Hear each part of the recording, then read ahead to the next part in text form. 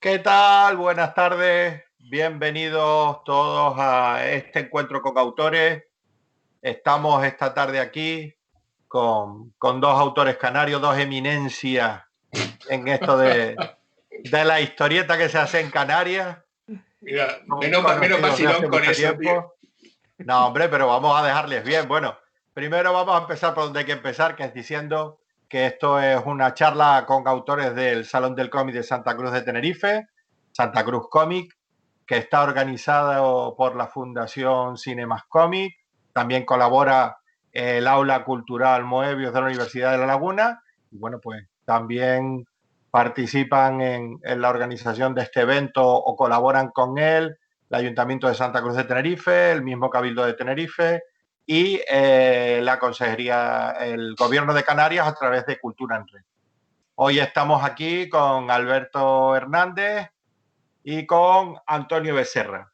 Son los dos autores que hace no mucho han sacado un cómic, un álbum. No sé si prefieren que lo llame novela gráfica, que es lo que parece así como más intelectual. Más intelectual, claro. Claro, oiga, Me da igual. que se llama 1892. 1892, así como título, como fecha, ellos nos explicarán por qué, pero este álbum, este cómic, trata sobre la figura de Benito Pérez Galdós, que, y Alberto me comentó eso el otro día una charla en la que estuvieron Raico Pulido y Eduardo González, y comentaban que bueno, que 2020 ha sido elegido como el año de Galdós o el año de este autor. Mal año, de todas maneras, el pobre no creo que se mereciera un año como este, Sí. todo hay que decirlo. Se han celebrado pues todo tipo de eventos y no de la forma que se quería, pero sí se han ido celebrando cosas alrededor de este autor canario español universal. Y bueno, oye, un tironcillo de orejas que me dijo Alberto para Raico y Eduardo, que no nombraron o no, y decían, no, es que no se han hecho cómics de Benito Pérez Galdós y que yo de Galdós. No, sí se han hecho, se ha hecho y se van a hacer más, ¿eh? Sabemos Sí. que hay más cómics que van a salir, por ejemplo, hablábamos de uno del amigo del Torres, y bueno, pero hoy estamos aquí para hablar de 1892, de Alberto Hernández y de Antonio Becerra. Voy a presentar primero a Antonio. Antonio es el guionista que desarrolla esta historia. Antonio, además, es escritor, es guionista, es profesor, es historiador, o sea, un hombre del Renacimiento en todas sus vertientes. Y Alberto Hernández, pues es un dibujante canario, para mí, uno de los mejores que ahora mismo está ejerciendo la profesión en las islas, trabaja desde Las Palmas, desde su estudio en Las Palmas de Gran Canaria, y bueno, está colaborando con todo tipo de editoriales en España, en el extranjero. También tiene su pequeña faceta de arqueólogo, que a mí me gusta mucho cuando estuvo en México ahí. Es genial. No, ¿sabes lo que pasa? Que hace poco me vi la serie esta de Hernán Cortés y me acordé de cuando Alberto estuvo en México ahí. Pero bueno, que estoy Tengo hablando yo fotos, mucho, me tengo fotos de gustaría... eso, ¿eh? Tengo material visual de eso. Te guardaste, sí, Sí, ya sí, una vez me sí. lo enseñaste y está Pero muy bien. empecé con arqueología en TAP 88, aquí en Las Palmas, el Maspalomas, allí, cuando descubrieron una necrópolis haciendo la autopista. Me llamaron a mí, yo era bastante joven y empecé a trabajar ahí con Javier Alón, allí también está Xavi Velasco, así que conozcan más o menos, y más gente, ¿no? Más trabajadores. Gente de Tenerife, gente de Las Palmas, gente de La Palma, un montón de peña. Y ahí empecé con el dibujo arqueológico. Correcto, sí. A mí, esa parte, cuando me dijiste que habías ido a México a Sí, trabajar ahí en ruinas mayas sí, o México y todo eso, ya me pareció flipante. Pero aún así este hombre se ha dedicado al mundo del cómic y eso que le tenemos que agradecer, porque la verdad yo me he podido ojear, he podido leer 1892 y la verdad que me parece un trabajo tuyo flipante, Alberto, te lo tengo que reconocer. muchas Y el gracias. guión también me ha encantado, Antonio. Muchas gracias. Entonces, antes de que empecemos aquí, como decía el señor Lobo, bueno, no lo voy a decir, es un poco fuerte. Antes de empezar a alabarnos mutuamente, vamos a empezar a hablar de ustedes un poquito y ya luego, si quieren, nos centramos en la obra, en 1892. ¿Por qué hacer un cómic dedicado a Galdós? Y como el que escribe el guión es Antonio, quería preguntárselo a él. ¿Por qué un cómic sobre Benito Pérez Galdós, sobre el autor, sobre su obra? Porque en el cómic se mezcla un poco todo. Sí, bueno, la verdad es que estamos ya en una época de la transmedialidad, ¿verdad? Entonces, yo creo que Benito Pérez Galdós es un autor que se presta muy bien a diversas traducciones, ¿no? Y a traducciones, bueno, ya el propio Galdós rompe con la frontera entre la novela y el teatro cuando tiene que hacerlo. Entonces él empieza a hacer novelas dialogadas, novelas que son teatralizadas, después hace adaptaciones teatrales de sus novelas. Entonces, en ese sentido, el propio Galdós veía la necesidad, y era un hombre que es muy curioso para todas las artes, ¿no? Entonces, ve la necesidad de usarlas porque eran medios expresivos, sin duda alguna, igual de efectivos, ¿no? Y que podían llegar a diversos públicos. Por tanto, yo siempre he pensado que si Galdós, y además se lo puse en un prólogo que le hice al Torre precisamente, y entonces decía que Galdós, yo creo que Galdós en este tiempo, él hubiera sido un buenísimo guionista de cómics, ¿sabes? De o sea, sí, además yo no tengo ningún tipo de duda, ¿sabes? Él le gustaba, él dibujaba, ¿no? Él pintaba, sí.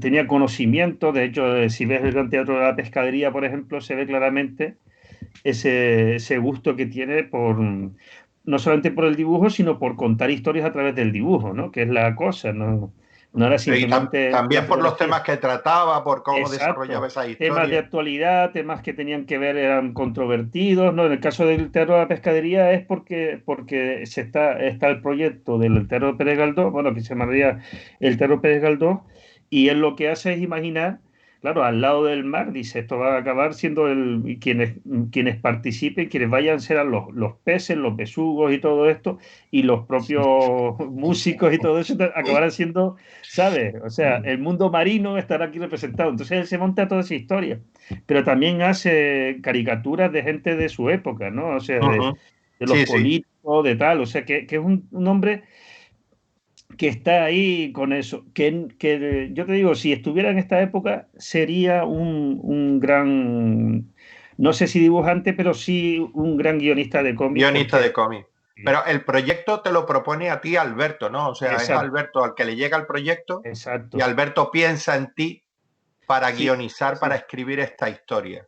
Cuéntanos ahí un poco, Alberto, cómo te llega este proyecto y por qué piensas en Antonio. En realidad fue a través de Osvaldo Guerra, que en aquel momento era, no sé exactamente qué cargo ostentaba ahí en el Cabildo, en el Cabildo de Gran Canaria. ¿Era? Director insular. Director insular. Entonces, nosotros habíamos trabajado con él, yo creo que con Carrasco de Figueroa, haciendo algunas ilustraciones para algunos de sus libros o algunas de sus ensayos y tal. Y entonces contactó conmigo porque quería sacar para el centenario de Galdós una obra, un cómic, y había pensado en mí. Así que me puso en contacto con Victoria Galván, que es la directora de la Casa Museo Benito Pérez Galdós. Y entonces un apunte, decir que el cómic está editado por el Cabildo de Gran Canaria y por la Casa Museo Pérez Galdós, ¿no? Sí, exacto. Entonces, nada, hablé con Victoria de lo que ella quería hacer, de lo que tenía pensado, de mi idea, y entonces salí de la charla y vi que había muchas posibilidades de que nos dieran el trabajo, y directamente llamé a Antonio. Porque claro, yo no tenía los conocimientos necesarios para hacer un trabajo casi biográfico de la figura de Galdós. Entonces, como Antonio y yo nos conocemos de atrás, pues, y habíamos trabajado juntos durante muchísimo tiempo, sobre todo en el Día de las Letras Canarias, en las que yo hacía ilustraciones y las portadas, y él se encargaba de la parte documental y tal. Tenía ganas de coger un proyecto de estos y sentarme con Antonio y hacer una cosa en nuestro rollo, en plan nuestro, pero hacer una cosa que nos gustara a los dos, ¿no? Y entonces, claro, cuando a Antonio se lo comenté, le dije, Antonio, tenemos la posibilidad de hacer me ha llamado de la gente del Cabildo y quieren hacer algo sobre Benito Pérez Galdós. Biográfico no puede ser, porque entonces sería... todavía estaría haciendo el cómic. Entonces, pero sí teníamos que hacer algo relacionado con su obra y relacionado con él en Las Palmas de Gran Canaria. Y entonces la premisa fue esa. Entonces a Antonio se le ocurrió un par de ideas geniales y por ahí empezamos a tirar. Pero claro, la idea, o sea, para mí lo que me parece más genial de todo el cómic es cómo se va imbricando, por un lado, y además que eso me imagino que lo hablaréis entre los dos, o sea, Antonio como guionista y tú como dibujante, el hecho de las partes en las cuales son en blanco y negro y gris, otras en las cuales hay unos tonos azulados, otras en las que el color, hay un color, la verdad es que muy llamativo, porque a mí me refleja o me hace ver, ¿no? Como esa luz, ¿no? que hay en las islas, esa luz amarillenta que siempre vemos. Y eso hace que también se diferencien esas partes en las cuales estáis hablando de la obra de Galdós, de la vida del propio Galdós, de cómo esa obra y esa vida a veces se van cruzando, de la obra de teatro que en ese momento está. Todo eso, Antonio, quizás tú nos puedes comentar cómo metes eso en un guión, si ya esas ideas van surgiendo por lo que vas hablando con Alberto, ¿cómo se monta todo eso? Claro, pero la verdad que era complicado porque es verdad que fue un trabajo largo y sobre todo el principio habíamos la idea, cuando la primera reunión que tuvimos fue hacer Tristana y algunos elementos de la biografía, ¿no? Lo que pasa es que, claro, que empezamos a trabajar y además eso, a mí me gusta trabajar mucho con Alberto y yo no sé si él tanto conmigo, porque yo soy muy loco, o sea, muy anárquico, ¿sabes? Que se me va, los alumnos, le tengo que explicar lo del rizoma, que no voy a explicarlo aquí pero los alumnos se quedan así mirándome diciendo, ¿qué quiere decir este hombre? Digo, esto es un rizoma. Y entonces les explico, ¿no? Claro, que un desarrollo, la historia se desarrolló, digamos, rizomáticamente en el sentido de que fue por centro de interés, ¿no? ¿Qué es lo que nos interesaba a nosotros desarrollar de la historia? Pues realmente una cuestión lineal, no.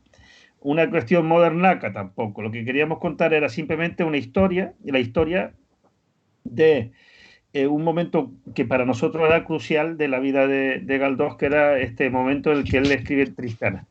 Claro, Tristana dice, todo el mundo va por Tristana, es verdad. ¿Pero por qué Tristana? Porque Tristana es una novela que da mucho, es muy cinematográfica, ¿verdad? Tiene muchos elementos, está bien desarrollada, muy bien planteada. De hecho, es muy moderna porque al final no hay final, o sea, que es una novela cojonuda, con perdón, ¿verdad? Porque quiero decirte que te deja como, ¿sabes? Y claro, y además y es muy moderna, muy contemporánea porque trata cuestiones que están a la orden del día, ¿no? El maltrato, la cuestión del papel de la mujer, estos surgimientos esa beta conservadora, ¿no? Que está volviendo a aparecer aquí y no sé cómo acabaremos nosotros. Pero vamos, que ese tipo de cosas entonces era muy interesante. Pero claro, después meter la vida de Galdós y era eso, un momento, además, claro, desde el punto de vista personal, digo, bueno, es un hombre que ya tiene casi 50 años, ¿no? Un tipo que ya tiene sus grandes proyectos y él ya está pensando en San Quintín, en Santander, que es realmente su sueño, ¿no? Tener montar un hotel, porque era un hotel realmente. Sí. Montar un hotel, claro, pero tener un lugar donde trabajar tranquilo. Estar, claro, exacto, ¿no? Y esto dice, estoy en el mundo, estoy comiéndomelo todo, ¿no? Y empieza incluso con el teatro, ¿no? Que es lo que también interesaba, y por eso de repente dijimos, bueno, veíamos que había algo que faltaba, y lo que faltaba fue la loca de la casa, ¿no? De todas formas sí que ha sido distinto con el trabajo de guión de Antonio, y mi relación con él ha sido bastante distinto al trabajo con otros autores, exceptuando con el Torre. ¿En qué sentido? Explica eso un poquito. Sí, porque con Antonio yo sé cómo es él, nos conocemos, yo sé cómo es él, y yo sé que él tiene 3.500 ideas al momento. Entonces, al segundo. Entonces tengo que sentarme con él, y entonces el guión de cómic fue yo con una libreta, él me contaba la historia y yo le hacía unos bocetos. Y esos bocetos se los mandaba, una especie de croquis o un plot de la página de cómic, ¿no? Sí, a ver si yo... Y entonces yo le ponía eso y le decía, aquí hay diálogo, aquí no, tal, tienes que contarme qué van a decir, dime qué van a contarse para yo tener más o menos la gestualidad clara. Y ese era el guión. El guión era ese, agarrar a Antonio en épocas de que no estuviese en la universidad dando clase, o en momentos de presentar, yo qué sé, prólogos o ensayos o lo que fuese, trincarlo y decirle, oye, tenemos que vernos pronto. Y yo me sentaba con él y de ahí salía con 20 páginas. Era una hora y media, 2 horas en una cafetería. Que a veces las chicas que estaban ahí, que trabajamos, íbamos casi siempre al mismo sitio, un sitio ahí por Tomás Morales. ¿Tomás Morales es Antonio? No, sí, Tomás Morales. Sí. Porque tenía un huequito que nos podíamos quedar ahí nosotros. ¿Era el huequito de ustedes ahí? Sí. Y entonces ya sé que ya cuando nos veían pasar, y si ya vienen los locos estos, a meterse en el rincón. Sí. Ahora eso sí, le dejamos una cuenta buena, porque nos echamos allí no sé cuántos cafés entre bocadillos y tal. Y el cómic salía así. Entonces, claro, había momentos de problemas narrativos, en el sentido de que Antonio no encontraba la tecla siguiente para encajar con tal, hasta que se le ocurrió la idea de la loca de la casa, de encajarlo todo ahí. Y de ahí viene el título. Y con Juan Torres es completamente distinto. Pero es parecido, porque, por ejemplo, con Víctor Santos es un guión completo, estructurado, viñeta, diálogo, tal. Con Juan es igual, porque él me conoce, él sabe cómo trabajo yo, y él me decía, la página es esta, y era también delante de él. Hacíamos los bocetos así, él los dibujaba así, como él dibuja, y ponía, aquí hay un montón de diálogo. Y aquí tienes que poner a esta chica matando zombies, o lo que fuese, ¿no? O lo que fuera. Y ya está. Lo que correspondiera. Y ya está. Entonces, en ambos casos, me han dado muchísima libertad para aportar mi granito de arena, en el sentido de darle en el caso de Antonio, muchísimo más, porque es una cosa que nace desde el principio de nosotros. Y yo casi impongo a Antonio una estructura gráfica que él acepta y que nos dio peleamos con ella, pero que cuando salió estaba todo dicho. ¿Sabes qué? Okay. De todas maneras, bueno, un saludo al Torre, a Juan Torre, que si nos está viendo o si nos ve, que es lo que decíamos antes, que también tiene y está a punto de sacar también un cómic sobre Galdós, sobre Benito Pérez Galdós, que Antonio le escribió al prólogo precisamente, pero, o sea, yo estaba pensando que, quieras que no, es 1892, que por eso decíais, ¿no?, que el título viene aparejado, me imagino, al año en el que se estrena La loca de la casa en teatro. Es un trabajo de encargo, o sea, no es un trabajo que surja espontáneamente, una obra de autor, llamémoslo así. Es un trabajo de encargo. Pero, sin embargo, por lo que estáis contando, por lo que están contando, habéis tenido libertad para poder hacer lo que queríais, o se han marcado algunas líneas a seguir. Y eso me lo puede contestar cualquiera de los dos.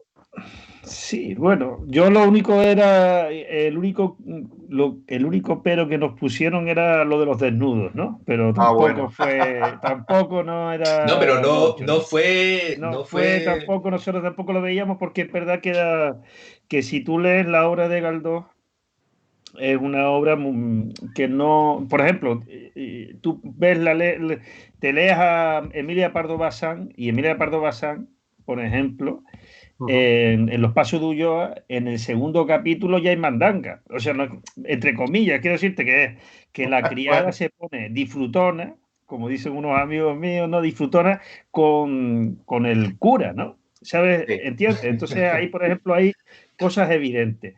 Pero en el caso de Galdós, no, Galdós es muy sutil, ¿no? Galdós pone, es verdad que habla, además ahí aparece, ¿no? Como hay unas cuestiones sexuales, pero las cosas sexuales aparecen muy sutiles, ¿no? Y yo creo que ahí eso nosotros no teníamos ningún tipo de problema, sí nos los comentaron, pero tampoco, vamos. No, pero la verdad es que le dieron bastante libertad. Muchísima libertad. De hecho, antes de empezar, ya le contamos a Victoria la idea inicial y la verdad es que le encantó. Y eso nos ayudaron muchísimo a la hora de la documentación, de entrar allí en el salón sin ningún tipo de problema, sacar las fotos que queríamos y todo el tema. Es decir, no, todo lo contrario. Eso te iba a decir, porque el cómic está, o sea, se le ve muy bien documentado, no solo a nivel literario, partiendo digamos, de Antonio, como a nivel gráfico, partiendo de los dibujos y de lo que tú realizas y todo eso. O sea, la labor de documentación que tuvisteis que hacer ahí tuvo que ser bastante intensa también, ¿no? Si queríais ser fieles a una obra de este carácter. Sí, yo te pongo un ejemplo si quieres. Yo tengo, porque yo llego un poco al extremo no sé si de la enfermedad, pero sí, ¿no? De la obsesión, ¿no? O sea, ahora, por ejemplo, estamos trabajando, tenemos un proyecto entre manos, Alberto y yo, y yo estoy en la fase de documentación. Yo tengo como 200 documentos y todavía no puedo hacer nada. O sea, y hay que seguir buscando tengo más que documentación. seguir porque yo esto es como, soy un poco vaca, voy rumiando la documentación y hasta que consigo tenerlo todo, ¿no? Y dominarlo, ¿no? Pero es que así es como se tiene que ser, Antonio. Claro, por ejemplo, en el caso de cuando Galdós sale con Fernando León y Castillo del colegio de San Agustín hasta la casa, pues bueno, yo lo que hice fue primero cerciorarme de que Fernando León y Castillo podía estar en ese momento ahí, ¿no? Y cuando hay algún tipo de cuestiones que nos sirven narrativamente, porque era, por ejemplo, cuando lee Fernando León Galdós y lee una noticia en la que aparece Fernando León y Castillo en Parlamento, digo, bueno, más o menos 2 años más tarde, pero puede funcionar, ¿no? Entonces, ¿qué pasa? Llamé a un colega, a un archivero el archivero del Museo Canario, para decirle, mira, que Juan Gómez Pamo, que él me lo soluciona, le digo, mira, dime exactamente por dónde iría para llegar desde el Colegio de San Agustín hasta su casa. Y entonces él me lo cuenta, ¿no? Y entonces yo eso es lo que le cuento a Alberto, porque estábamos los dos, porque además yo lo digo por mi cuenta, pero Alberto, yo veo también es un obseso de la documentación, pero también sabe lo que sí. Sobre todo, vamos a ver, Antonio, somos canarios. De Gran Canaria. Pero vamos a hacer un come sobre Galdós en Las Palmas, los dos viviendo. Y nos equivocamos en la calle. Imagínate lo que se mata ahí. Y nos equivocamos y ponemos, yo qué sé. Es decir, ahí no podíamos jugárnosla. Y tú también buscaste documentación gráfica, Albert, sí. Para todo lo que era el tema de cómo eran Las Palmas en esa época, Madrid, todo eso. Tuve que buscar los vestidos, los atuendos, la forma de vestir. Sí, tuve que, bueno, mucha de la documentación me la facilitó Antonio. Okay. Pero sí, tuve que hacer mis investigaciones por mi cuenta y sobre todo la investigación gráfica, porque yo sabía que con mi estilo de dibujo no iba a encajar con mi estilo de dibujo normal, no iban a encajar las piezas, entonces tenía que buscar algo más parecido a un antiguo boletín, a un grafismo más antiguo, para acercarme un poco más a la historia que queríamos contar. Y después de mucho trabajo y de estar liado con pinceles digitales y tal, ya lo comenté una vez, creo que Bruno Lanzarote me pasó un juego de pinceles que tenía él, no sé cuánto, y empecé a hacer pruebas y me di cuenta que con eso la cosa marchaba. O sea, que no tenía que separarme tanto de lo que... No tenía que desaprender lo aprendido, sino que me podía aprovechar herramientas que ya existían para poder hacerlo, ¿sabes qué? Yo tengo que seguir diciendo que yo conozco varios estilos gráficos tuyos y este me ha encantado. Sí. Personalmente me ha gustado muchísimo. Creo que le va el pelo a la obra y eso que te digo, y luego los cambios de colores y esas cosas y tal, me ha parecido... Muchas gracias, compañero. Vamos, un trabajo... No, te lo digo en serio, ¿sabes? No, tú sabes que yo no te voy a... No tengo necesidad de pasarte el paño por la cabeza para que te brille, pero oye, que la verdad es que lo he visto y he dicho, joder, qué trabajazo, y perdón por la expresión, qué trabajazo de Alberto en este caso, ¿no? Sí. Me ha parecido espectacular. Gracias. Pero vamos a dejar de hablar un momentito del cómic, que tampoco, porque saben que esto es una charla pues compartida y participada por todos los oyentes, lectores, personas que nos siguen a través de Facebook, y vamos a meter algunas de las preguntillas que ya han ido llegando para que no se nos queden muchas para el final. Entonces, por ejemplo, Silvia Machado Rodríguez nos saluda, les da la enhorabuena a los dos por esta obra, por 1892, y pregunta, ¿qué aspectos, tanto de forma de ser como de experiencias de vida, consideran los dos que tienen en común con Benito Pérez Galdós? Ahí lo dejo. No, a ver. Pues no sabría decirte. Sí. Yo creo que Antonio a lo mejor tiene más experiencias de vida así parecidas con Benito Pérez Galdós, pero a lo mejor tú también, Alberto.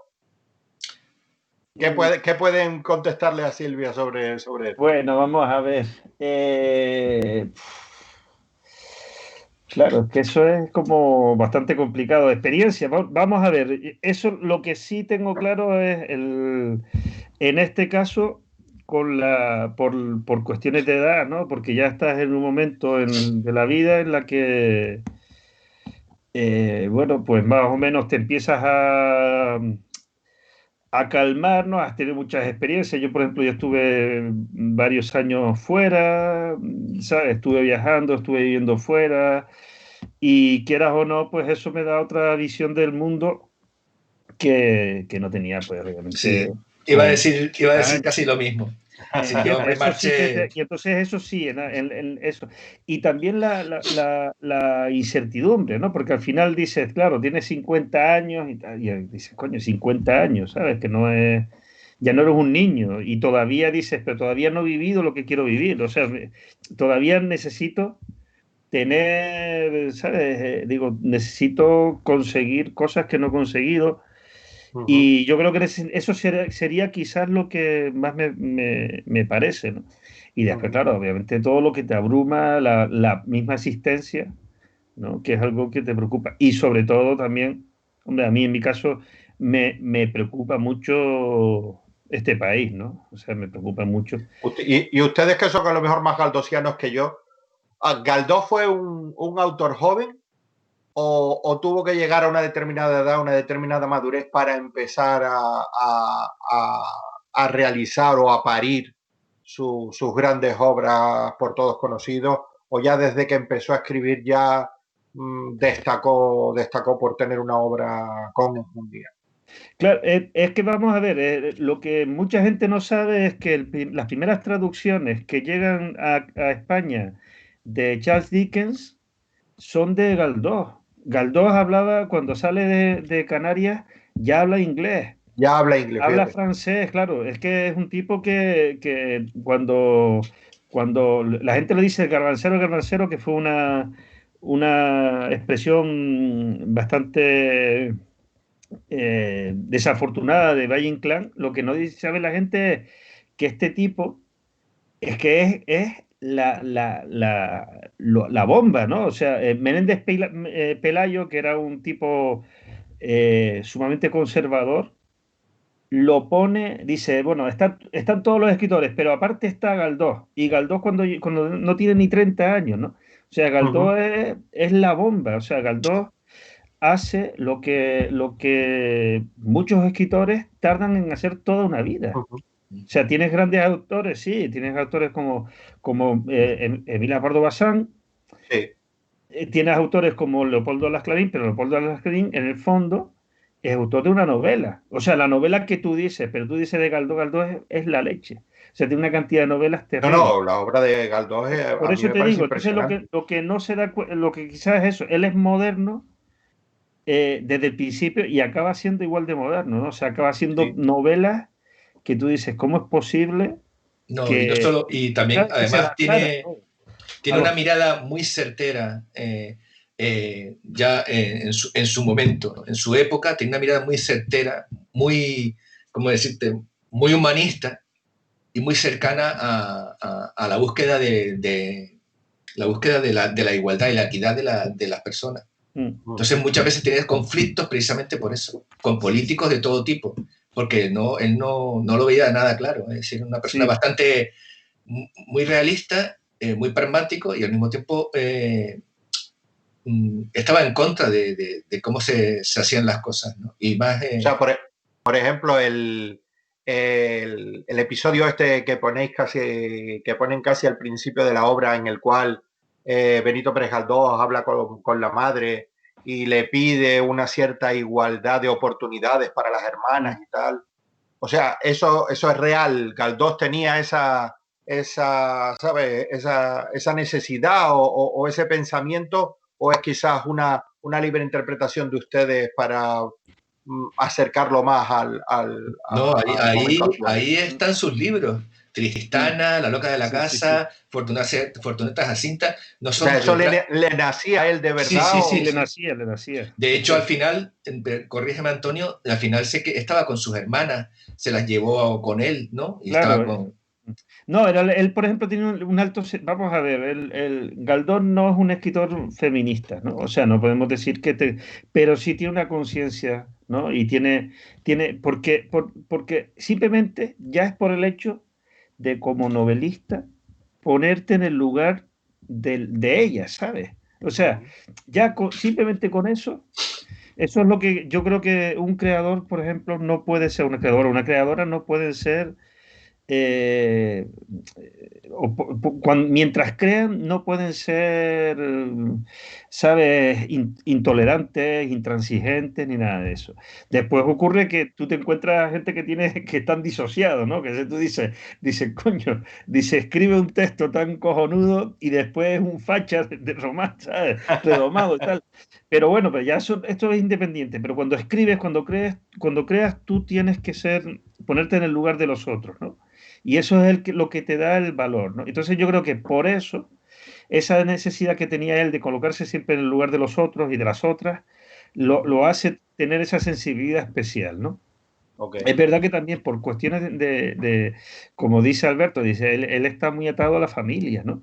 Y la madre era una vasca, vamos, que se las traía, ¿no? Era una mujer, pero que representaba los valores de qué, los valores Tradicional, vamos. tradicionales, y él frente a eso se enfrenta a eso, ¿no? O sea que sí, Claro. que yo creo que sí, que él tiene esa beta indudablemente, ¿no? Vale. Otra pregunta que tenemos por aquí, esta es de Jorge Doni Fuente. Yo creo que un poco habéis contestado antes, pero si queréis ahondar en el tema, ¿qué otros proyectos tienen entre manos de cara al futuro y si seguís pensando colaborar otras veces? Eso es Alberto, que tiene que... A los dos. Sí, Es un hombre liado. sí. No, perdona, yo estoy liado, Antonio. Los dos están liados, pero van a seguir colaborando. Sí, sí, ¿Qué sí. más proyectos hay? Sí, Aquí este hombre tiene... Es decir, nosotros, Antonio y yo, nos hemos planteado hacer una serie de trabajos juntos y tener durante tiempo, como esto no es un trabajo de un año, sino son trabajos que se alargan en el tiempo, tenemos otra idea, pero esta es para presentar en Francia. Mm. Y, Okay. el grafismo va a ser muy similar y un poquito más, como ya le he cogido cariño a ese punto, un poquito más con más fuerza y es un relato histórico. Ah, guay. Está bien. Pero yo tengo además... Y no por nada, ¿no? Pero lo histórico es el fuerte ahí de, claro. de Antonio, ¿no? Claro. Es decir, Antonio consigue esas historias, esos relatos históricos que sabe que a mí me van a gustar. Perfecto. Porque a mí no me gusta cualquier relato histórico, no me tiene que tener algo, una chispa especial y yo creo que hemos dado con un argumento genial. Okay. Y yo después, por otro lado, tengo otras cosas ahí para presentar y posiblemente con Juan Torres tengamos también otro proyecto juntos. ¿Tú, Antonio? ¿Tienes otros proyectillos por ahí también? No, con esto no, porque yo sabes que como me dedico al maravilloso mundo de la academia, ¿no? Estos son como para mí lo que realmente me apetece hacer, ¿no? Que es este tipo de creaciones. Pero no, yo estoy más volcado a la investigación, ¿no? Entonces, por ejemplo, yo saco, lo mío es más ediciones críticas, ¿sabes? Artículos maravillosos que no lee ni Dios. ¿Sabes? Que leen, bueno, que eso, pero te lo publican en Francia, en Estados Unidos y tal, y que queda muy bonito, ¿sabes? Eso mola, ¿no? O sea, viste mucho, ¿no? Y dices, cónchale, este tío, tal, no sé qué. Pero yo tengo proyectos de este tipo y proyectos audiovisuales, que eso sí me apetece desarrollar, ¿no? Lo que pasa es que es lo mismo, que entras en lo mismo. Bueno, Alberto tiene la suerte de no tener, en ocasiones tiene que hacerlo, pero en mi caso, por ejemplo, tiene que ser documentales. Documentales no son documentales de lo que a mí me gustan, ¿no? ¿Sabes? De irme a la selva del Amazonas y tal, sino documentales de esto más de historias personales, de, no sé, de historia general y todo esto, ¿no? Ajá. Pero bueno. Perdón, Alberto, que a lo mejor antes yo pensé que habías acabado, que estabas hablando del proyecto que tenías con Juan No, Torres. Pero sí, tengo unos cuantos ahí. Así que se puedan decir el de Antonio. ¿Y el de ahora? El de ahora, Alberto. La ilustración. Ah, vale, siempre. Tienes que nombrarlo. Por un momento lo dejaste descolocado. Pero claro, porque es un capítulo que ya he cerrado, ¿sabes? Vale, pero tienes ahí... bueno, pues te voy a contar un poquito más de la historia sobre este tema. Hace cosa de un año, un poco más, Noemí Padilla Santana me pasó la traducción de un relato basado en el libro El diario de la peste de Daniel Defoe. A mí lo leí, Antonio también está metido en el proyecto como ayudante bueno, aunque... Prologuista, aunque Noemí ha hecho la traducción y tal, y me encantó la historia, antes de que pasara el tinglado este. Ajá. Entonces hubo un momento de, uy, ¿qué hacemos? ¿Seguimos? ¿Nos seguimos? Claro. Incluso hubo una idea de regalarlo. Claro, pero entonces va a salir. Vale. Yo he hecho unas 47 o 48 ilustraciones, además de un pequeño cómic de 28 páginas en el interior. O sea, que un pedazo de proyecto, ¿eh? Sí. Y es una editorial nueva que se llama La Tramoyista. Y es un proyecto muy interesante, a mí me encanta porque, claro, me he tenido que leer el ensayo ese, tío, y es que no hemos cambiado tanto. Ay.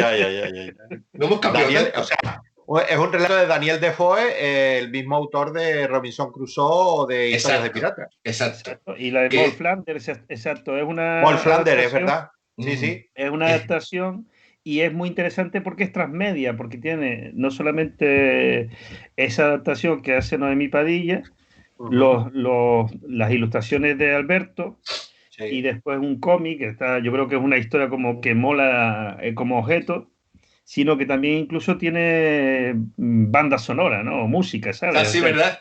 Que tiene todo, ¿sabes? Que esto es como un... La banda sonora me llegó tarde, tengo que decirlo. Porque si yo la llego a tener antes, a lo mejor las ilustraciones serían de otra manera. Correcto.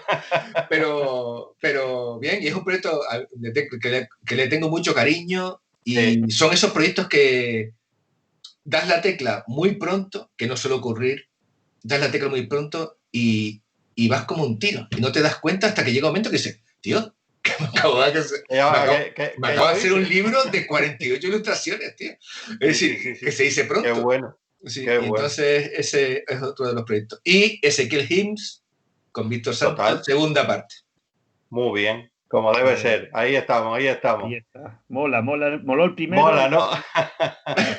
Mira, otra pregunta a Drew High, que pregunta, ¿cuál ha sido vuestra mayor inspiración como artistas? Ya sea dentro o fuera del mundillo. Yo me imagino que como artistas en general, no solo como inspiración de esta obra de 1892, sino ¿cuál ha sido vuestra mayor inspiración como artistas, ya sea dentro o fuera del mundillo del cómic? ¿Qué hablas tú, Alberto? Venga, yo Antonio. Venga, Antonio, primero, yo siempre lo he tenido, me ha fascinado siempre Borges, ¿no? Entonces, para mí, aparte de Galdós, obviamente, pero Borges es lo que, ¿sabes? Fue mi inspiración. Comencé con Borges y después llegué a Galdós, ¿no? O sea que fue... Y para mí Borges, ¿no? Sin duda. Porque tiene ese mundo de todo de los libros, ¿sabes? El mundo mágico, claro, el mundo de fantasía, tiene de todo, la verdad que sí. Lo tiene todo, ¿no?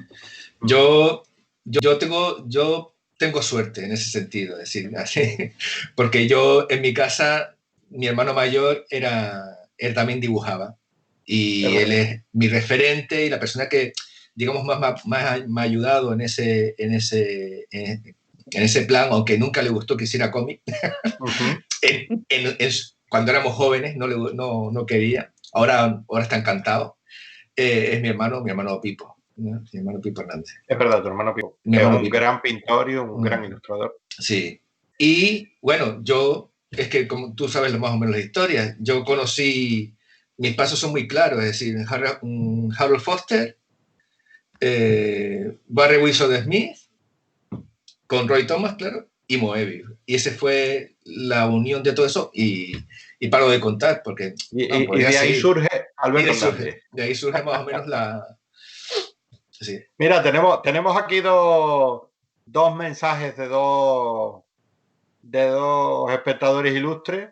Uno es Eduardo González, que dice un abrazote, Alberto. Un abrazote, Alberto. Solo nombra a Alberto. Antonio, yo me pondría... yo también estoy celoso. O sea, ¿qué es esto? Un abrazote, Alberto. Ni Antonio y te pudras, ni Patricio perdedor. No. Un abrazote, Alberto. Y ya está, no pone más. Pero bueno, ya conocemos a Eduardo, que es hombre de pocas palabras. Y luego tenemos otro mensaje de Enrique Coromina, que te da la enhorabuena por la portada de 1892, Albert. Dice que tiene mucha fuerza y a la vez es muy sugerente. Yo por si alguno de nuestros oyentes, espectadores no la ha visto, aquí la podemos enseñar. Yo también la pongo aquí. Para que la vean. Oye, que todo hay que decirlo y aquí voy yo a expresar, perdón, Enrique Coromina, que lo voy a interrumpir la pregunta. Yo voy a expresar aquí, a ver, Cabildo de Gran Canaria. No hay ejemplares de 1892 fuera de Gran Canaria. Qué buena persona eres, Patrick. Qué buena persona. Esto no puede ser. O sea, los ejemplares que tenemos aquí en la fundación, que tenemos dos, uno se lo trajo Lucas Orales, el director del Salón del Cómic, se lo trajo de Las Palmas porque fue una presentación de algo no sé qué, y a mí me lo trajo una amiga porque fue a la firma de ejemplares de Albert y le dije, ¿estás en Gran Canaria? Tráeme un ejemplar que yo lo quiero. Esos dos. No hay más ejemplares. Bueno, no sé, algún otro que ha ido para Las Palmas o para Gran Canaria y que se haya comprado uno. Fuera de eso, no hay más. O sea, ¿qué está haciendo Cabildo Gran Canaria? Manden ejemplares para aquí, para La Palma, para la península, para todos lados. O sea, toda una obra que se tiene que ver fuera de Gran Canaria. Por Dios y por la Virgen. Bueno, perdonen No, lo único es eso, que lo pidan también en las librerías, ¿no? Pero eso no se pide, Antonio. Los aficionados a los cómics nos guiamos por la vista. Total. Y eso te lo puede decir Alberto, y tú también lo sabes. Sí, tú llegas a la librería y ves un cómic y dices, ¡ay! Lo abres, lo miras y dices, me lo llevo. O sea, ¿quién lo va a pedir? Que lo traigan, que lo manden. Bueno, sí, librerías de Tenerife, librerías especializadas, librerías generalistas, por favor, pidan esta obra, que la van a vender, que lo merece, que es una obra cojonuda. Luego enseñaremos algunas páginas ahí para que la gente vea el magnífico trabajo realizado tanto por Alberto como por Antonio. Pero acabo con la pregunta de Enrique Corominas, que nos quedamos ahí a mitad. Lo que decía, que enhorabuena Alberto por la portada de 1892, que tiene mucha fuerza y a la vez es muy sugerente. Dice, ¿podemos ver páginas del cómic en algún sitio o debo esperar a que mi librero me saque la página? Pues yo le diría que sí, que tienes que esperar a que tu librero te saque la página. No, hombre, no. Mira, no me había leído toda la pregunta, pero va más o menos por donde mismo decía yo. Dile a Enrique que no se preocupe. Que va a llegar a Around the World. O sea, que sí, ya se van a encargar Alberto y Antonio de ir al Cabildo y decir, mira, que están demandando de todas partes. Pero si quieren, mira, aquí podemos, no se verá muy bien, pero podemos enseñar algunas páginas del cómic, de esta de la parte que comentábamos en tonos azules. A ver si encontramos por aquí. Aquí con otras tonalidades que son ya más como en color, que es la parte como la que cuenta la vida del propio Pérez Galdós. Esta es la escena que comentábamos antes, en la que Benito Pérez Galdós habla con la madre sobre la posibilidad de que las hermanas tuvieran las mismas oportunidades de estudiar y todo eso que tenía él. Y por aquí había otra parte que a mí me gustaba mucho, que es esta ya, que es en otra tonalidad, que es como grises. Sí, esa es la parte de La loca de la casa. Correcto, que es la obra del teatro, ¿no? A mí me parece que es un cómic que tiene mucha fuerza y que habla muy bien, o sea, sin darte en la cabeza con esa biografía tochosa de la vida de Pérez Galdós. Te habla de Pérez Galdós, te habla de su obra, te habla de la España que se vivía en esa época, en 1892. Pues muchísimas gracias, tío, porque la verdad es que una de las dudas que teníamos es si la gente lo iba a entender, ¿sabes? Porque, ¿sabes? Hombre, y yo sabiendo, hombre, yo sé que tú no tendrás problema, pero vamos, que hombre, era uno de los... Yo soy muy rarito, entonces a lo mejor a mí cuando yo voy a la librería donde yo suelo ir a comprar los cómics, siempre dicen, mira, hemos guardado que es muy raro, que sabemos que no lo vas a comprar. Mira, de determinadas editoriales, pero no, yo creo... Y podemos ver una página, si quieren, en PDF. Vale. ¿Parece? Sí, pues yo no sé cómo hacerlo. Si tú sabes cómo hacerlo. Sí, yo lo hago. Otra cosa, Patri, mientras él está haciendo eso, venga, se me había olvidado dos cosas. Una de ellas es que también dentro del próximo año presento el primer cómic de Isaco con Tibicena, que es una historia de aborígenes infantil. Sí, es verdad. Y después de eso ya salto y termino Frying Finder con Fran Villalba, que es un cómic que le tengo muchas ganas, son 20 páginas, 20 y pocas páginas, y será para el próximo año también. Ok, pues aquí estamos viendo una de las páginas que nos comentaba Antonio, el PDF. Esta es la página precisamente que estábamos comentando también de los momentos así que donde empiezas, pues, que son las primeras páginas del cómic, que empieza un poco con la historia de Tristana, ¿no? Sí. Aquí es cuando está el Tristana ya después de que ha fallecido el padre, ha fallecido la madre, y Don Lope la recoge en la casa y pues...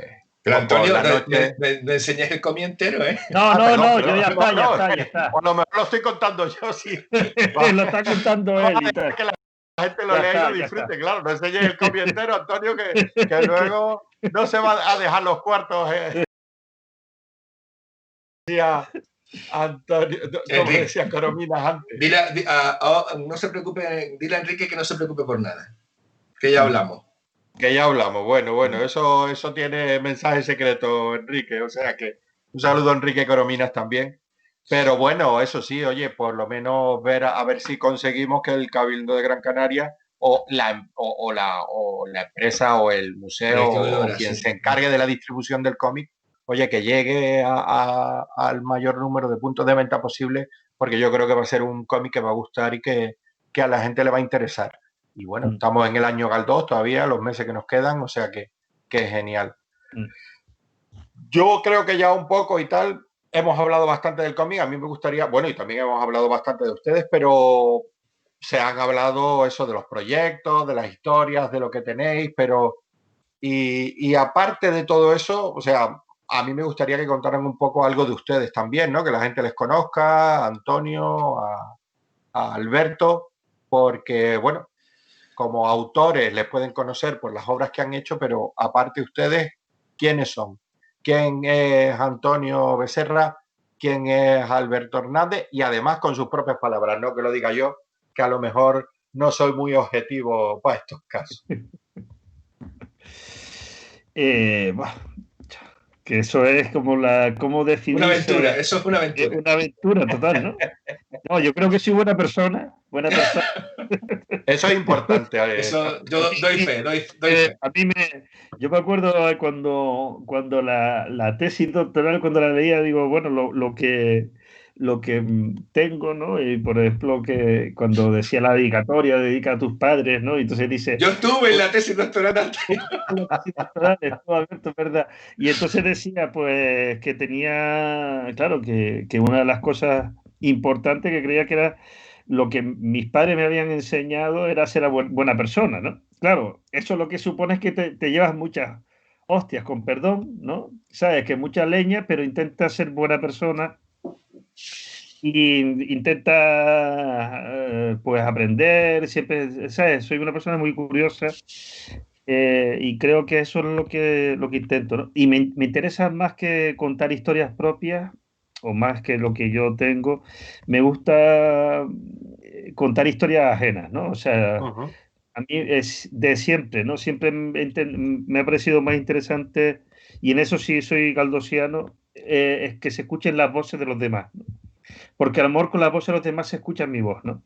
Pero sobre todo me gustan las historias en las que aparece gente que cuenta, ¿no? Y que se va contando, y lo van contando ellos mismos sin que no haya intervención de nadie detrás, ¿no? Eso es lo que a mí me gusta. Pero ¿qué te gusta más? ¿Escribir libros? ¿Hacer cómics? No, ¿Guiones para series o documentales? Sí, me gusta sobre todo el momento a mí me gusta realmente documentarme. A mí es lo que me gusta. A mí lo que me gusta es... Me gusta más el proceso, más que llegar al final. Exacto, a mí me gusta el proceso. De hecho, yo me acuerdo hace años cuando empecé a escribir, mi gran ilusión era tener una página, ¿no? Un libro que tú abrieras y que el lector que leyera estuviera completando las líneas, ¿no? Y no sé si me explico, pero ¿qué es la idea de lo ideal, ¿no? Dice, la historia se cuenta hasta el momento que tú quieres que dejar que se cuente, ¿sabes? Una historia que empiezas a contar, algo que te va... A mí me gustaría eso, contar algo hasta que la gente diera, ya está, déjalo aquí, ¿no? No me gustan los finales, ¿sabes? Es como... Quizás eso es lo que... Ahí te parece un poco a Benito, entonces. ¿Y eres aficionado al cómic? O sea, ¿llegas a esto de hacer cómic por una afición propia o llegas al cómic como cualquier otro medio que te permita contar una historia? No, yo estuve mucho tiempo, abandoné el cómic, o sea, la lectura de cómic, pero después ya me di cuenta que yo me había pasado toda mi vida leyendo cómics. Y de hecho, en el instituto, yo estudié en el Tomás Morales y yo hice un cómic, hice el primer guión con 14 o 15 años y se llamaba Tomás Catraz, ¿no? Como Alcatraz, pues Tomás Catraz, Sí. ¿no? Y entonces lo hice con un compañero, Moisés, que se murió hace unos años, el pobre.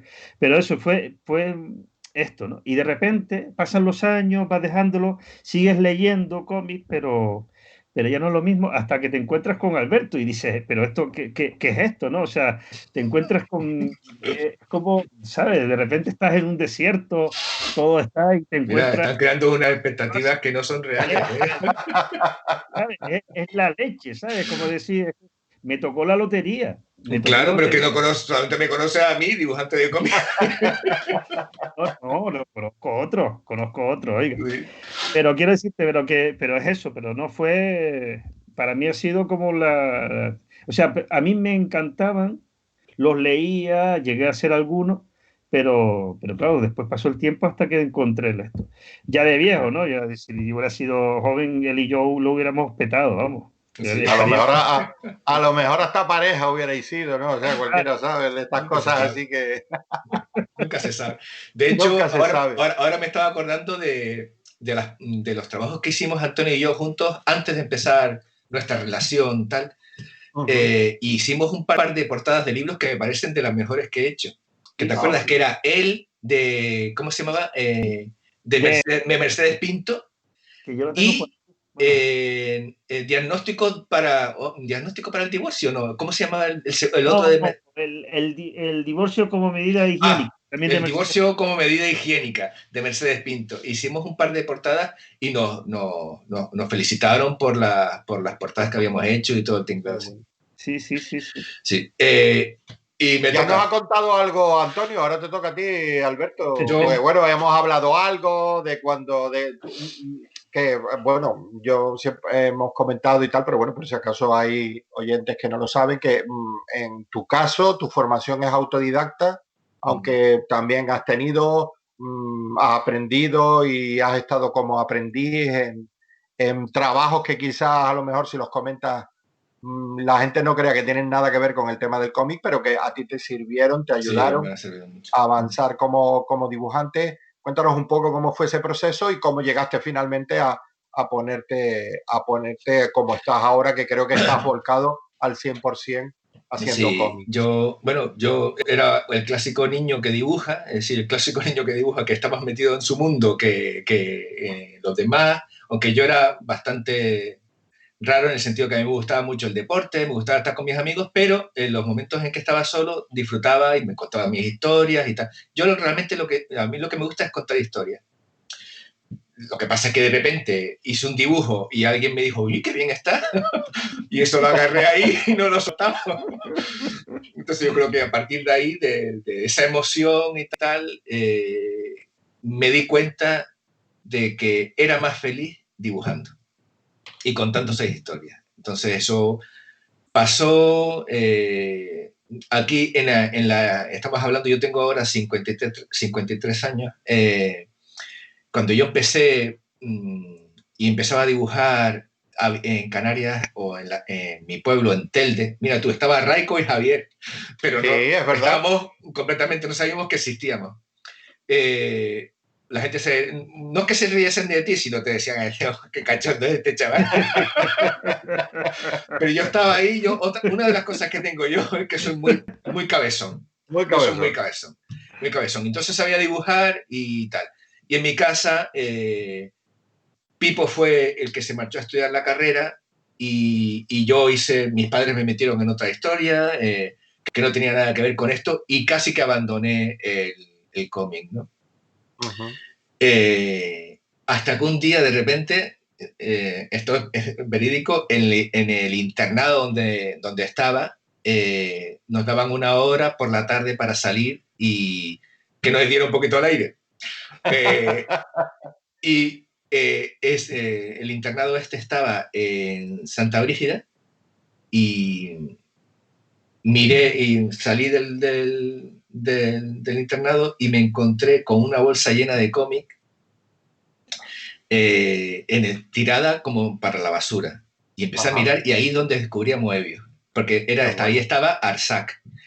Y Qué bueno. y se me fue la cabeza. Y dije, tío, esto es lo que me gusta a mí, ¿por qué lo he dejado? Estoy haciendo contabilidad de empresas y director de... ¿Qué tontería es esta?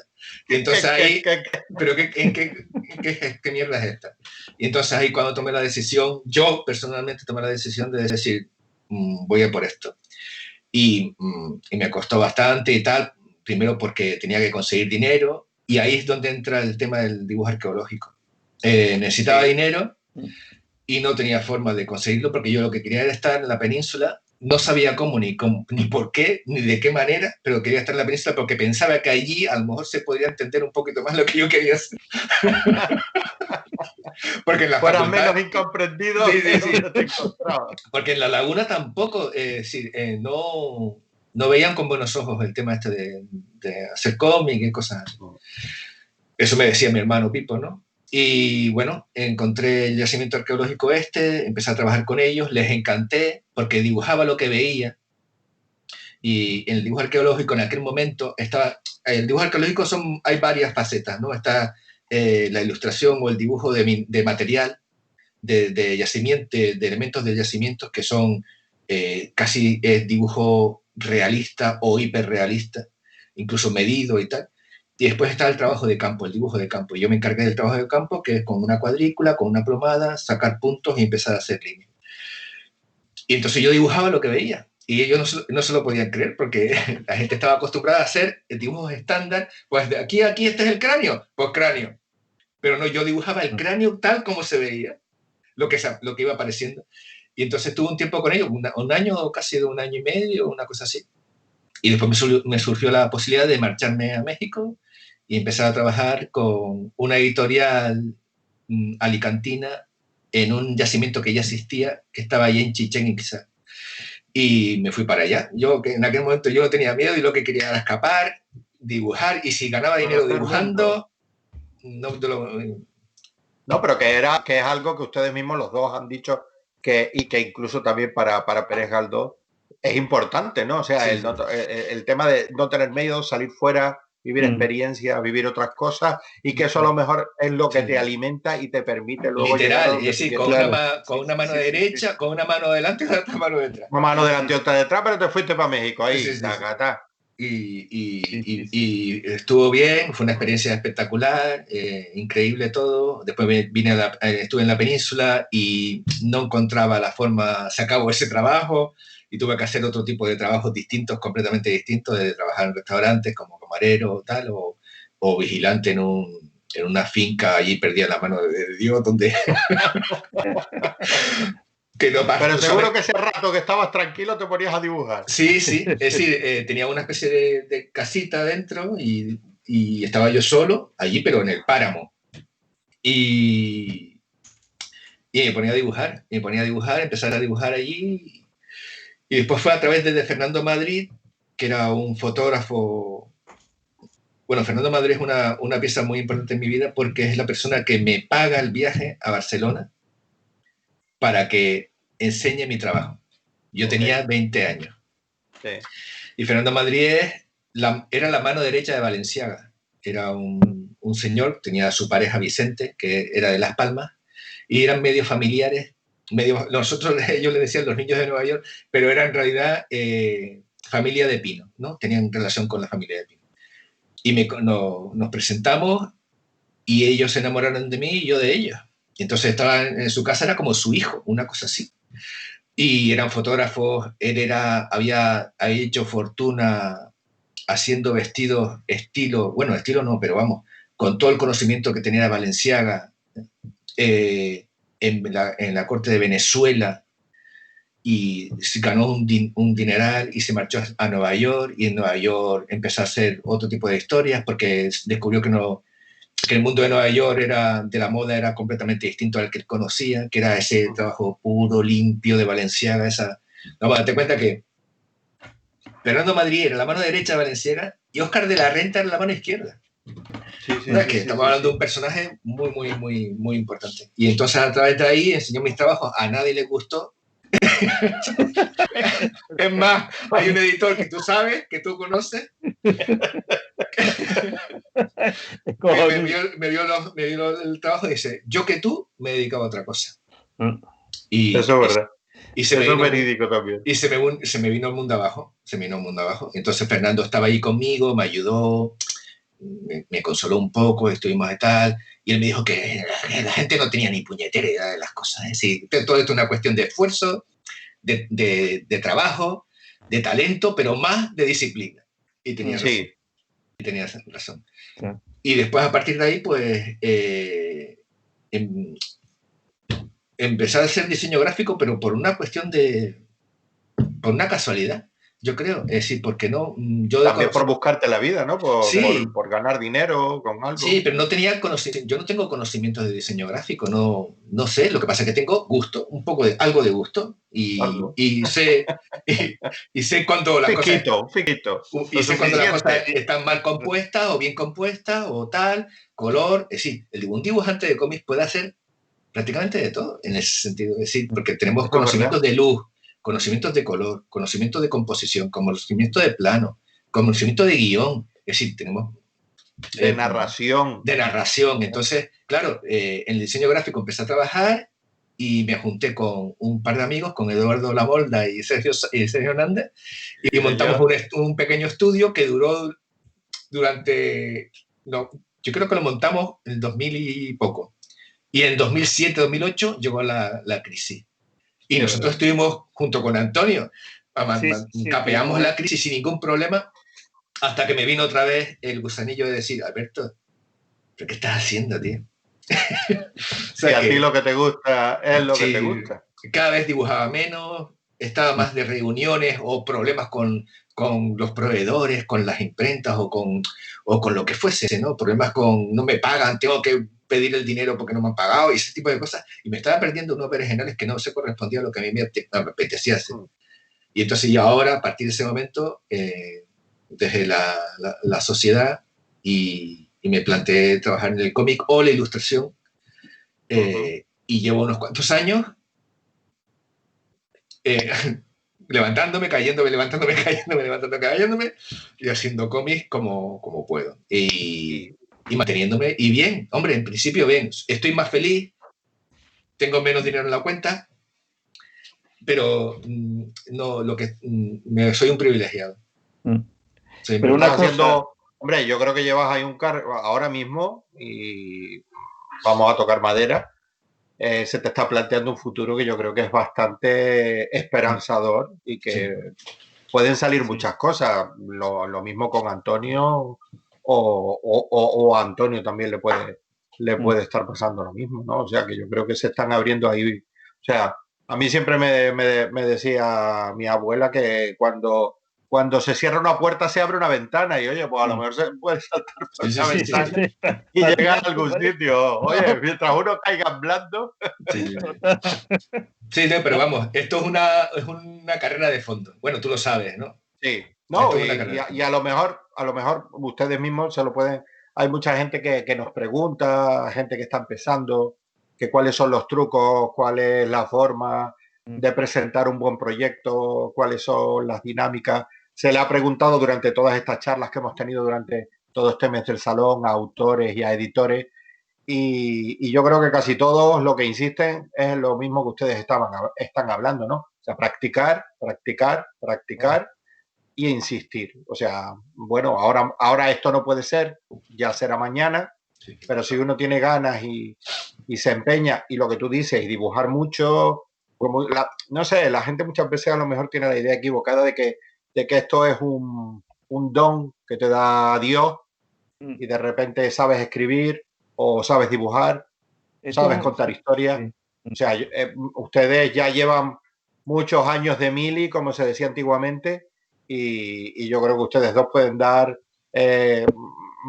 o sea, pueden expresar que vamos, que ustedes llevan haciendo esto años y años y años y años, dibujando o escribiendo de una manera o de otra, y es la forma en cómo han terminado aprendiendo y consiguiendo unos resultados como los que están consiguiendo ahora. Claro, lo que pasa, ahí hay una cosa interesante, porque además incluso bueno, siempre lo hablo cuando, claro, yo soy mi amigo de de Alessi. Alessi y yo vivimos juntos, somos como hermanicos, ¿no? Alessi Ravelo. Alessi Ravelo, sí.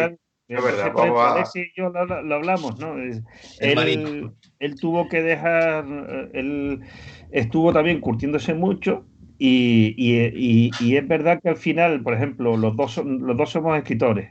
Lo que pasa es que es verdad que él ha tenido la suerte, y bueno, suerte no, pero se la ha currado de mala manera, y tiene un oficio y se ha llegado a ser novelista, y yo me he dedicado a escribir profesionalmente.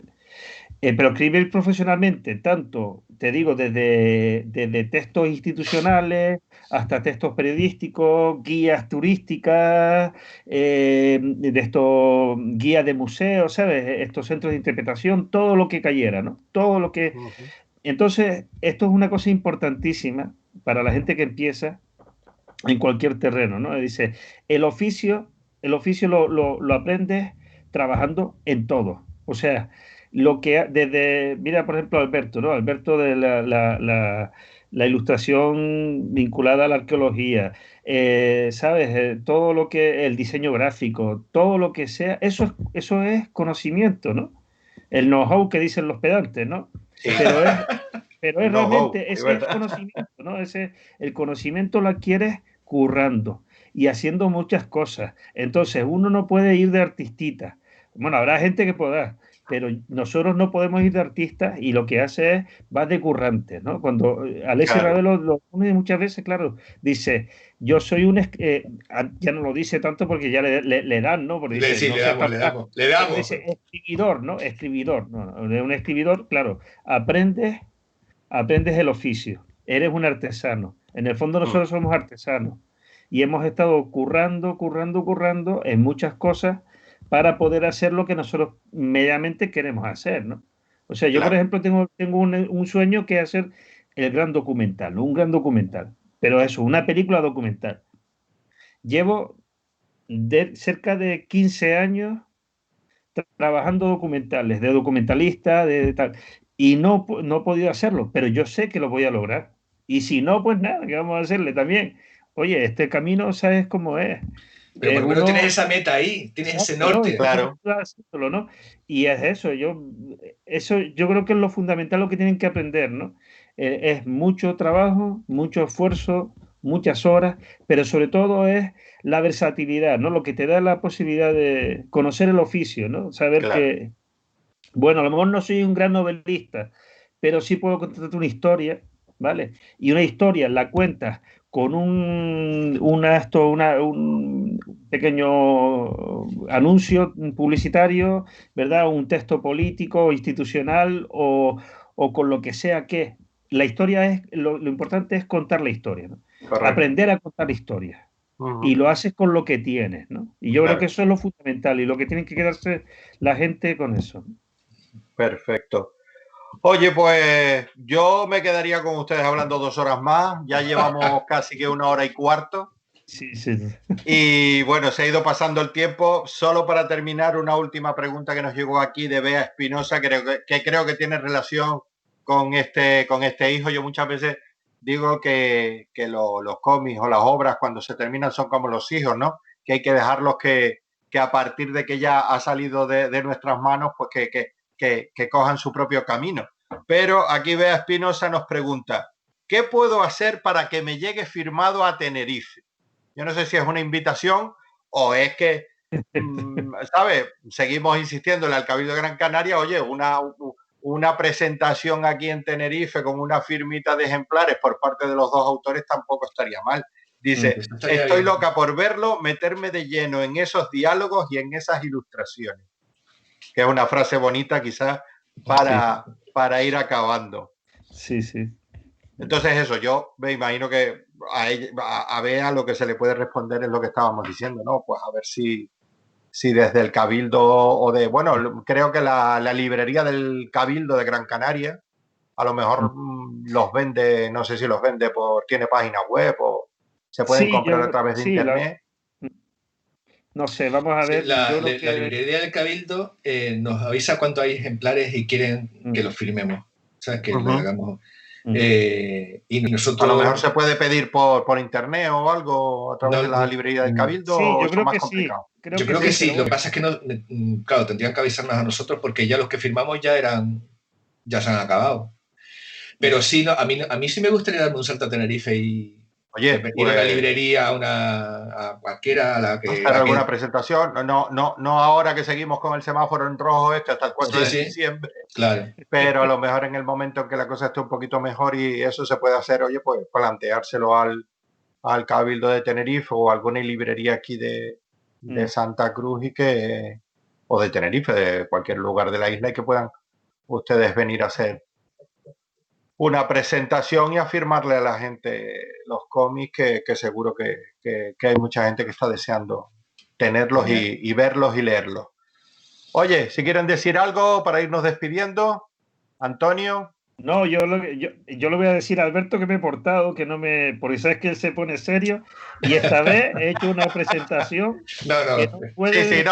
Esta vez no te has portado como una fuente de la naturaleza, como una fuerza de la naturaleza desbocada. Yo puedo dar fe de ello. Sí, estoy orgulloso de ti, Antonio. Estamos orgullosos de ti, Antonio. Te has comportado. Yo sí quería decir una cosita. Muchas gracias, Patri, y muchas gracias a toda la gente ahí y a la fundación. De la fundación y tal, toda la gente. Toda la gente que está detrás de esto, que yo soy aquí el que está dando la cara, pero hay mucha gente detrás. Sí, a Lucas, a tal, y dar las gracias por este huequico, y a Gonzalo también. Gonzalo que está aquí de realizador. Total. Sí, a todos y a ustedes por contarnos tantas cosas y este ratito tan agradable que hemos pasado. Comentarles, mañana seguirá las charlas y los encuentros del Salón del Cómic de Santa Cruz de Tenerife. Y y a las 4:30 también tengo yo por aquí un pequeño show y tal que estamos haciendo ahí, animación, para que la gente entre a comprar originales y tal. Decir que el de Alberto ya se vendió, o sea que el que no ha corrido tiempo ha tenido, o sea que el de Alberto ya. Pero hay muchos más y pues animar a la gente a que entre en la página web de Santa Cruz Comics. Ahí hay un enlace para ir a la subasta y comprar algunos de los originales que están en venta. Oye, un abrazo muy fuerte a los dos. Espero que esos proyectos que están ahí, que tienen muy buena pinta, salgan para adelante y nada. Y la próxima vez, pues, a ver si nos vemos físicamente y nos echamos algo, sobre todo con Antonio, que es el que hace más tiempo que no veo. Total. Yo también les acompañaré si no les importa. Sí. Pero vamos, y si no vienes, te iremos a buscar. Te amenazamos con irte a buscar. Oye, un abrazo a los dos y muchas gracias y nada, hasta la próxima. Venga, chao. Hasta luego. Hasta luego. Pórtense bien, ¿eh? Igualmente.